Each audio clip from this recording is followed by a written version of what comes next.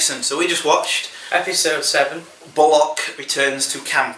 And boy, does he return. He does. It's a weird episode, this, because this, I think, is the only episode in the entire run of the show where has a scene that isn't set all across one day. Oh, yeah, I picked up on that. Yeah, that was weird. Yes, the first scene is sort of like was completely unrelated, really, to the rest. Yeah. Bullock sort of approaches Jack McCall, the man who, in your words, he has like a rage against for killing his homosexual. Yes, you've got a theory about Bullock and Wild Bill Hickok, don't you? I don't think you've expounded it yet. Oh, no, not really. It's something we've talked about. Something I picked up on when we were watching Deadwood. But I think Bullock has desires for, or had desires for Wild Bill Hickok. Yeah. You really seem to get attached to old Wild Bill. And that's why he has such a rage. Yeah, it's just a rage, yeah. Like there's the great scene where, I don't know, he's beating somebody up. Yeah. And he's like crying. It's where he beats Jack McCall up in episode 5, yeah. That's it, yeah. Beats him up and he's like, why are you crying? Yeah. And it's like, okay. So I've got a theory that he really liked Wild Bill Hickok. Yeah. And it explains why he was so filled with, plus, like an honourable man. Yeah. Died, but also, like, I think he's got some kind of homosexual urge towards him, yes. Which is repressing. Yes. And that's why he might be so angry all the time. Yes. So Bullock arrests Jack McCall instead of killing him, and that's sort of like the opening, as I say, completely really unrelated to any of the other stuff. That's why it seems to also be set a few days before. Yeah. Because obviously it implies this episode must be set like, I don't know, a week or something since the last one. Yeah. Because he says that she's been trying to kick opium for 10 days, and we're supposed to think that the last episode was sort of in the middle of that. So so that was completely unrelated really to the rest of it. It was a little bit weird. Yes, it was a good scene though. Yeah, great scene, yeah. Well directed. It just kind of breaks the flow of the episodes. It does. It kind of breaks it. It's necessary from a story point of view. Yeah. But otherwise, so do you want to explain what else happens in Bullock Returns to Camp? Bullock Returns, sure. Al starts to get suspicious that Al McGarrett isn't actually high. Yeah. And he kind of intimidates and violently intimidates Trixie. Yeah. To basically say, start telling the truth or, you don't. Yes. And Trixie in the end decides she just has to go. Yeah. Al McGarrett's on her own now. Al McGarrett also connects with Bullock. Yep. Because before Wild Bill died, he said, I've got a man who can check out your gold claim, and I nominate my good friend Bullock. Yes, his good friend Seth. My very good friend Seth Bullock. Yeah. Also in this episode, Kristen Bell. Flora. Yes, appears as Flora. Her and her brother get jobs. She becomes a prostitute at They're both in town looking for their missing father. Yeah. So she gets a job working as a prostitute for Cy. Yep, and her brother becomes a broom boy at the Gem. Yes. This also features an absolutely amazing scene where Al and Seth have one of their first sort of real face-offs. Oh yeah. They had a mini face-off in the second episode when Saul Starr was there. Yeah. But in this one, they really go to town on like having this face-off. Mm. It's a great scene. Yeah, it's great. Yeah. Yes. It's weird now because obviously Al and Seth, this has sort of been what the show's been building up to so far.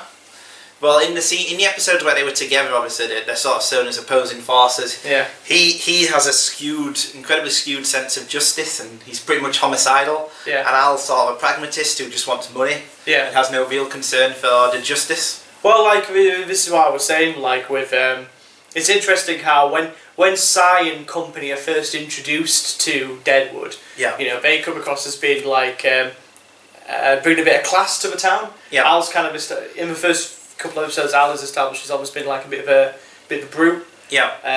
He's only interested in his money and his saloon and his gem, and Cy almost seems to be like kind of like he's better than Al morally. Yeah. But as the episodes have kind of worn on, you kind of seen how he's kind of cavalcade our old depressed, horrible people. Probably Cy at this point is probably worse than Al. Yeah. Al wants Flora, Kristen Bell. He suggests to her brother, she should become a prostitute and work for the Gem. And when he basically says no, Al's like, okay. Yeah. Basically. Yeah. And then with Cy's like, oh yeah, sure, we'll take her on. Yeah. And then What's she called? The head prostitute at size? Oh, Joni Stubbs. Joni Stubbs, yeah. Joni Stubbs shows Flora like the whys and ways of being a prostitute. Always putting on a smile, always being happy, and that kind of taps into her depression, which you talked about, comes out a bit more. So at this point of the show, Sai, despite being more classy, or appearing to be more classy, is probably a much worse person. Yeah. While Al's more about exploiting people's weaknesses. He's more about exploiting human weaknesses, but he accepts that they're kind of there. If you know what I mean? Like he ultimately accepts that all humans are flawed. And he just looks for ways for taking advantage of that and making money. Well, you can also see he sort of seems to be kind of the people that work for him are all sort of damaged. Yeah. Like, as you can see in this episode where Dan Doherty stabs the guy in the stomach, over just looking at Kristen Bell's character. Yeah. He's clearly, like, as I say, damaged, that Dan Doherty. This also could play in, because Dan was the one who didn't want to kill the child. Oh, yeah. So maybe he has something like, there's sort of a, because he refers to her as like a child again in this. Yeah. So there's something there in terms of like, he some kind of protection of childhood with that character. Yeah. So you can see that, and also the she's not. I can't remember what her name is, but she's referred to as the Gimp, the one who has the broom. Oh yeah, the broom. Yeah. Yes. So you can see that he obviously has some kind of concern for these damaged people. Yeah. And employs them, and obviously Sai, with the one who's referred to as the Gimp, would probably he wouldn't care. He'd probably throw her in the street. And, yeah. But like I feel with Al that like his character is almost like a necessary evil for the town. Yeah. Like he even though he does control and manipulate people, like he does serve a purpose. Like he does maintain a kind of order. Yeah. Well, I feel like if under leadership of Sai, I feel like the whole town just descended to it wouldn't last. No. And Sai didn't care about the smallpox either, which I don't think we pitched upon last time. But Al was the one who really shepherded the town together and tried to fight smallpox. Yeah, like he held that kind of almost like a community meeting. Yeah. So obviously everything he does is ambiguous, whether he actually cares or whether he just wants to get money out of everyone. Yeah.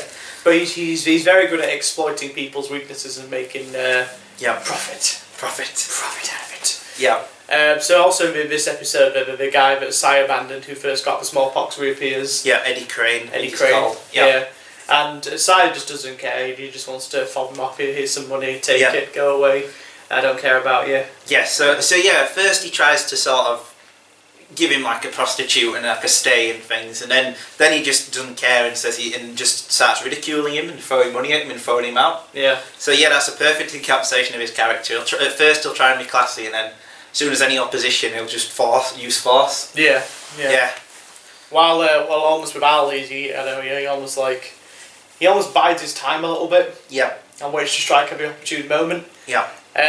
Also brilliantly escalating is EB's attempts at making claims of gold. Yes. Al McGarrett has they have a funeral for her husband, and basically Al's told EB, You've got to do this. Yes, go for 20,000. Just get it out as soon as you can out of her. Yeah. Yes. But he chooses the absolute worst inopportune time moment to do it at her husband's funeral. Yeah. He's like, "Excuse me, ma'am. I'm sorry for your condolences, but I've got my offer up to 19,000. 500. Yeah. Yeah.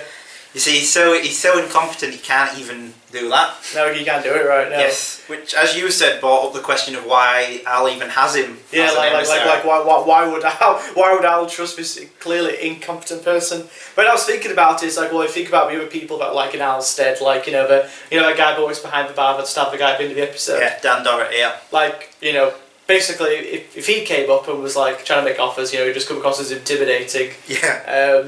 I suppose out of all of them, Evie is probably the best. Yeah. Possible, because all of it was basically just thugs. Yes. EB is a horrible human being and opportunistic, but at least he is some kind of reliability. Yeah. He's always scheming, but he's basically a poor version of Al. Yeah. Al with none of the charm or wits or anything, just an idiot, basically. Yeah. Also, I thought this was the first episode where Seth sort of became more of a character. So Seth is really good in this episode. I really enjoyed his conversation with Sol in the now built shop, where he talks about him fighting and killing the Native American. Yes. And he says, he was probably just trying to avenge one of his friends as well. Yeah. And at that point it didn't matter, and and we just caught him a moment, and I beat him till we didn't recognise him. That's a great scene. That's probably the best scene I think Bullock's had so far in terms of his acting. It is, yes. He's a good actor, Timothy Oliphant. Yeah, no, He plays him. But at first he does appear very stiff. Yeah. He's like Clint Eastwood in a way. A little bit, a more emotive Clint Eastwood.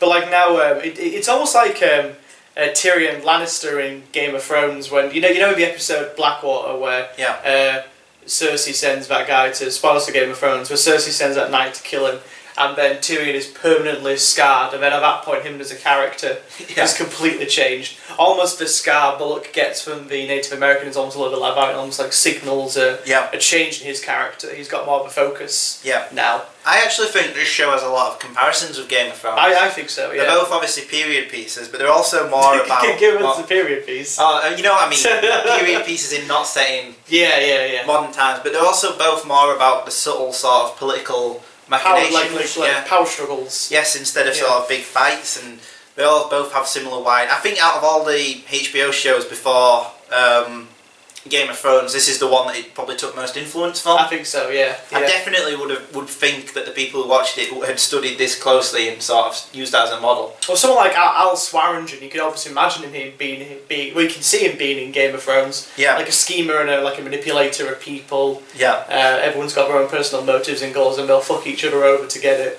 Yes. This is a much more positive show. Yeah. And it's more funny and warm, but they're very similar in some respects. But even like a character like Wild Bill Hickok, who traditionally in a western he would be like the legendary hero that would clean up the town and save the day. Yeah. But all he does is just go to gamble and basically, he gamble and sell his fortune away, and he dies suddenly and horribly. And again, almost like in Game of Thrones in the first season when Ned Stark gets killed, traditionally in fantasy he would be the hero that would see the whole thing through, and he would save the realm from these manipulators, and he would, bring order back. But in the end, he's betrayed and he has his head chopped off. Yeah. Because he's an honourable man. Yeah. Kind of similar to Wild Bill. But yeah, and obviously, I know the books are kind of written before and all that, but I can see definitely like the show itself being influenced by the style of Deadwood. Absolutely, yeah. Yes. Also, some great scenes in this with Charlie. Oh yeah. And him they're already doing things sort of like a postmodern western. That is the amazing scene where Charlie goes to the bar where Wild Bill was killed and talks to that guy who has the bullet in his hand. Oh yeah. And the guy basically just makes up a load of stuff, like saying that the guy who shot him was closer, and that he went, "Take this," instead of what he did. He didn't say anything, I don't think, did he, when he killed him? He just goes, "You son of a bitch," and just shoots him. Yeah, that's it. And they're already doing things about how, even though it's only been 10 dadays, the legend of him being killed has been made, and everything's been exaggerated beyond the point. So there's already...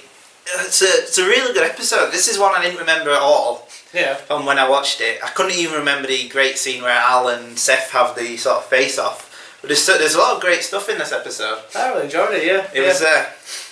amazing lines and all, some of these. That was great, yeah. My favourite was the one where Alan's tied for having the fight, face off, and he was like, "You better close up shop because you'll need all your waking hours, and you better hire someone for when you're asleep." Oh yeah, that was great. Yeah, that was great. Yeah. Yes. But basically, at that point, Seth is just like, back off. Yeah. And I was like, no.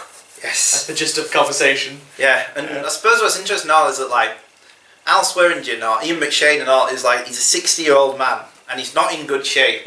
And Seth Bullock is like, obviously a really young guy and like he's in really good shape. But Al Swearingen just like dominates him, doesn't he? In every scene they're in, he just like dominates the character, and it's like in every way he's physically inferior. But you get the feeling that in a fight it's obvious who'd win. Yeah, absolutely. Yes. What would you give Seth? Was it Bullock returns to camp? Bullock returns to the camp. Yes. I want to give this one a 9. A 9, yeah. I think the other thing that threw me off a little bit was it got rid of the flow. Yeah. A little bit. That's my only criticism. And it's a minor. Yes. It's an incredibly high 9. It's a incredibly high. I also think that you won't know this now, but a lot of this is set up. The next episode, I think it's the one that concludes the Kristen Bell storyline, is amazing. Oh, really? The next episode is probably the high point of the season so far. Oh. And it's an incredible episode, the next one. So Kristen Bell's only in it for those 2 episodes? She's 2 or 3. She's not in it for very long, but they conclude that plotline, and it's a great episode. Whichever one that's in, if it's the next one or the one after, it's great. What I remember and all is that this episode set up for a lot of the second part in ways that you won't see now if you've not seen it before, and it's just like every episode from this I think is 10, and there's a lot of great stuff coming up. But yeah, keep watching. Amazing season so far, and it just gets better. Oh yeah.